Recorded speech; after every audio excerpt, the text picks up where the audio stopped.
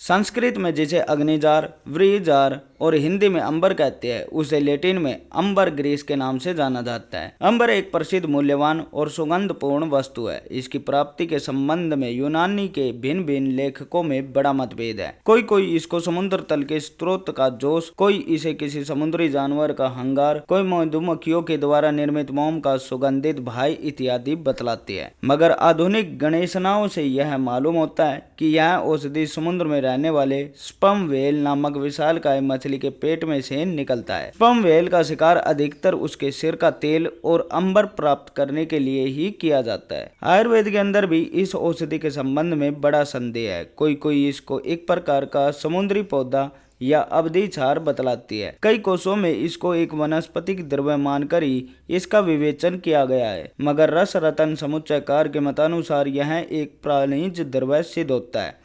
उनका कथन है कि अग्नि नक्र नामक जीव का जरायु समुद्र में बहता हुआ किनारों पर आकर सूर्य की गर्मी से सूख जाता है। इसी को अग्निजार कहते हैं। चूंकि अंबर भी एक समुद्री प्राणिज द्रव्य है और अग्निजार भी प्राणिज द्रव्य माना गया है, इसलिए संभव है कि लोगों ने अग्निजार को ही अंबर का प्राय मान लिया हो।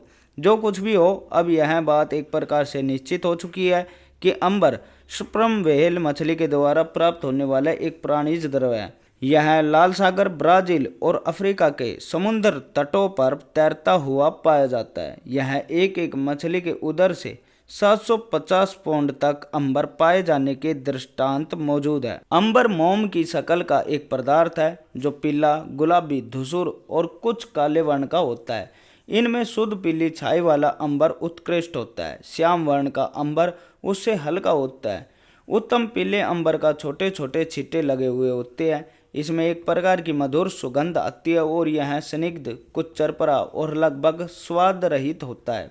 आजकल बाजारों में अंबर के नाम से कई नकली वस्तुएं भी बिकती है, इसलिए इस वस्तु को लेते समय पूरी सावधानी रखने की जरूरत है।